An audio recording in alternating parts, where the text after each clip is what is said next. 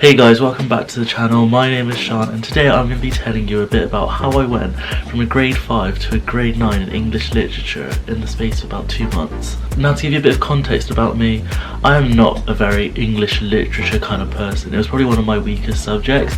I sat my exams back in May 2019 and in March, 2 months before my exam, we had a last minute mock and I actually got a grade 5 in that, which obviously is not good, but somehow I managed to do a lot of revision to try and improve my English literature, and in the space of about 2 months I went from a grade 5 to a grade 9. So today I'm going to just be telling you a bit about how I did that and giving you all my advice that I can.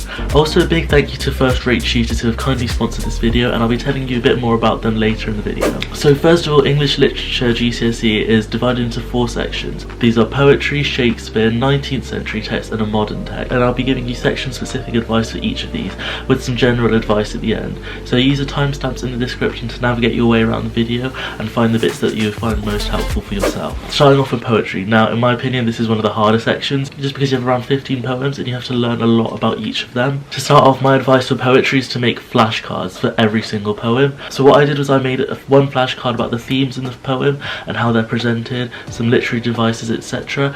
And then I did another flashcard on the context, and then I did another flashcard on some key quotes from the poem. If you do this for each of the poems, you'll be able to get a good overview of all the poems, and that would really help in how you're answering your questions, especially because you have so many. It's good to just have like a brief overview of most of them. In the exam, at least for my exam board, which was Edexcel, but I think this applies to the other exam boards as well, you get a printed copy in the exam of one of the poems you studied. You don't know which one it's going to be. Then you have to compare this to another poem, but it's not printed. So you have to be really aware of a lot of the poems just so that you're able to make those comparisons.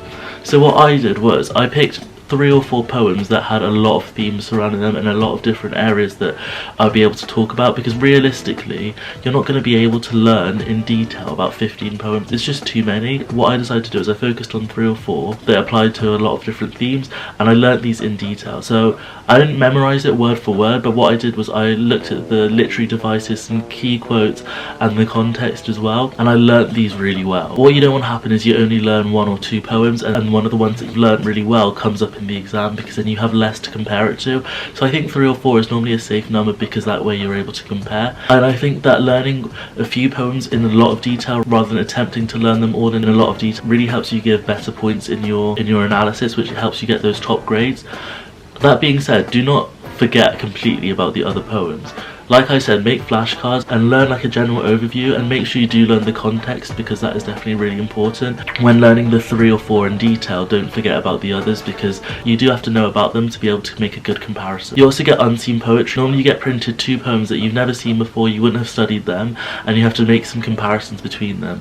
And so what I would suggest doing is spending at least 5 minutes annotating both these poems and trying to come up with points while you're annotating about what comparisons you can make. So almost planning your essay while you're reading it. Before you start writing, make sure you've got some good points to make comparisons. Don't rush into it. I know it's time pressured, but much better to take a bit of time just to think about what comparison points you're going to make sure that they do make sense, because it's quite easy to just rush into it and make points that don't really make sense. This is a skill you can actually practice. Make sure you do a lot of practice, because then you can practice the skills on how you're responding to unseen poetry, which is really important in this exam. Now onto the Shakespeare section. So for this, my first advice is when you're studying a scene, make sure you're looking up words that you don't understand. I think in a lot of the books they have little translations for unfamiliar words that are quite common, so make sure you do read them and make sure you understand what they mean, because if you're not understanding the plot, then it's going to be really hard to follow and be able to make any points in your essays. I did Macbeth, and in our copy they had lists or summaries at the tops of the page where it just summarized what happened on that page.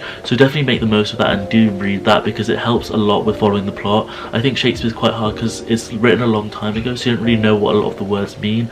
So that's a really good way to try and follow the plot at least. Something that I would also recommend is also maybe if you studied a scene in class, go back home that day and watch that scene on YouTube, because the Shakespeare plays are exactly that, they're plays, so really it's meant to be performed, and I think by watching the performance you get like a much better understanding of what's going on, what kind of way the line is meant to be delivered, and it's also quite a good visual way of memorizing it.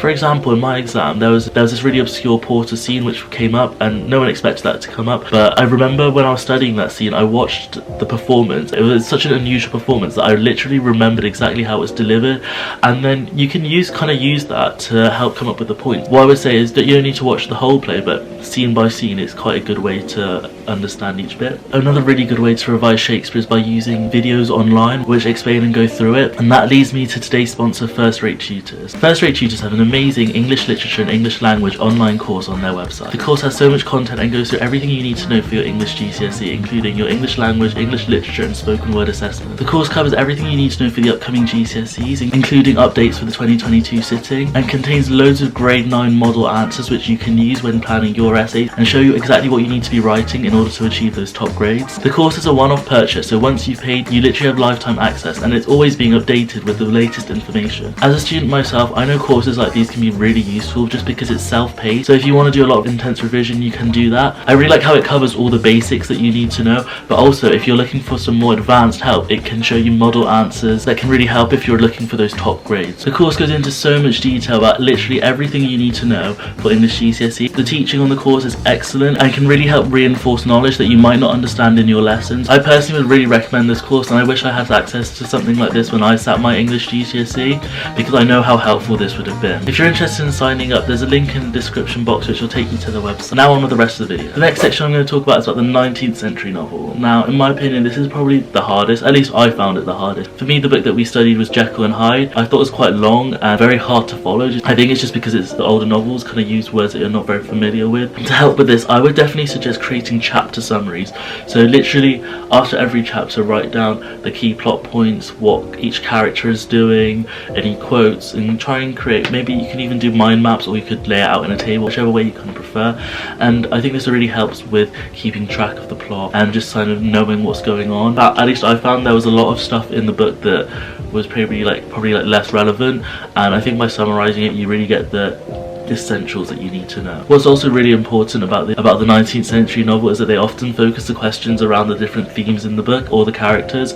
So what I would suggest in your revision you do is create mind maps surrounding every single theme present, and also the main characters as well. So what you can do is you can pick a theme, for example evil or something like that, and create a mind map and then have ideas where evil is shown throughout the whole book, surround it with like quotes that show it, different plot points where it's shown, metaphors that might be used by the author, and try and do this for all the themes that you can think of. I'd also say sometimes it's useful to get a revision book. The one I used was it's quite a small one, but it was just about Jekyll and Hyde here. I didn't actually buy this, it was given to me by my neighbour, and it was actually a really useful book, so if you were looking for a book to purchase to help, these ones are quite good. But I don't really know what else is on the market, but this one served me well. And it goes through every single chapter and has all the themes. For me, this was a really useful tool for revision because I kind of used this to then do my mind maps from it. And it also points out key quotes that are useful to learn. What I would also suggest is make sure you know what you're being assessed on. For my exam board, which was Edexcel, you don't get marked on the context point. So if you put a context in your answer for the Jekyll and Hyde question, you wouldn't have been awarded any marking points for that. But this revision guide has a whole chapter on the context of the book. Make sure you know what your exam board specifically is looking for, because it's quite easy to get misled, especially if you're using a non-exam specific textbook like this one. You can end up having stuff in there that might not be relevant to your course. And finally, for the modern text, this was definitely my favourite. We did Animal Farm and I actually quite enjoyed the book. I thought it was very interesting. For this one, again, I would say summarise each chapter. That's really important, and do the same thing that I suggested for the 19th century novel, where you're kind of doing theme summaries, character summaries, etc. For this one we had to learn context, so then I did a lot of learning about the context and making sure I learned some of the key facts, as almost as it is a history exam, but you're just learning it to include it in your essays. It might be also useful to study some more subliminal points that people might not be able to get, because I feel like the modern novel is it's quite easy for people to write a lot of the similar points because it's quite accessible to a lot of people, so making more obscure points can really help you stand out. But at the same time, make sure you've got the main points first, and then maybe look at seeing if you can include more obscure ones, because you don't want to miss out some of the main points, and just because you're going for the top grades and because of that it sets you back.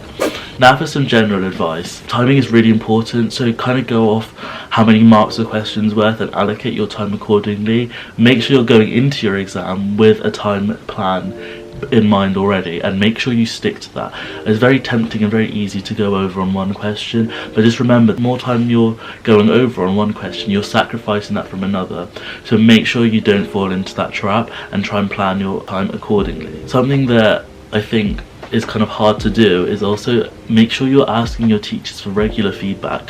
It's kind of hard sometimes because you don't want to seem like too keen, but it's also really important because your teachers are kind of like the people who you need to be hearing a lot from, because they'll be able to help you get those top grades. What I did as the exam kind of approached closer was do a lot of mock papers, mock questions, trying to do as many like practice papers that I could, and taking a few of those essays to my teacher and seeing if I'm like on the right tracks, because for all you know, you could be doing a lot of practice, but if you're using the complete wrong technique, or there's something completely wrong with your answers, you would have no idea unless you're asking your teacher for that feedback.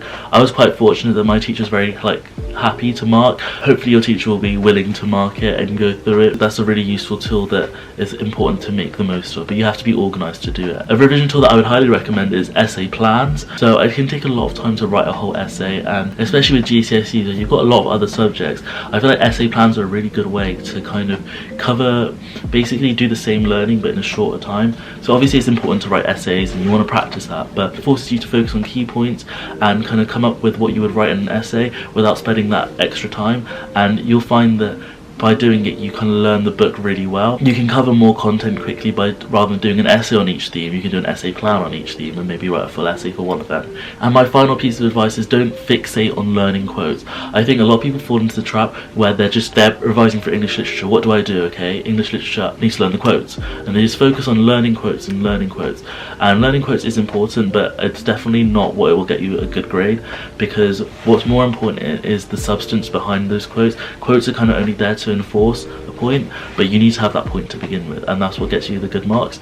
I would suggest spending more time doing your practice essays, practice essay plans, mind maps, and what you'll find is that through the practice you kind of naturally begin to memorize some quotes without having to actually sit down and learn them. You'll find that a lot of similar quotes you can use quite often, and that's a really good way to approach it rather than just memorizing the quotes. But obviously that does need time, and that doesn't mean it's not important to learn quotes. So for example, I learned a lot of Shakespeare quotes on Quizlet. Just don't fixate only on that. Learn everything and learn quotes as well, but don't just learn quotes. I hope that makes a bit of sense. That's about everything I have to offer you guys. Hopefully it was somewhat useful. Best of luck with English literature. If I, as a very sciencey person who's not inclined to English literature at all, can get a 9, I believe that you guys can as well. It's all about practice and putting the work in. Best of luck if you got your exam soon. Hopefully you learned a thing or two, and subscribe if you want to see more GCSE content. Give me a like, comment anything else you want to see, and hopefully I'll see you in my next video. Bye!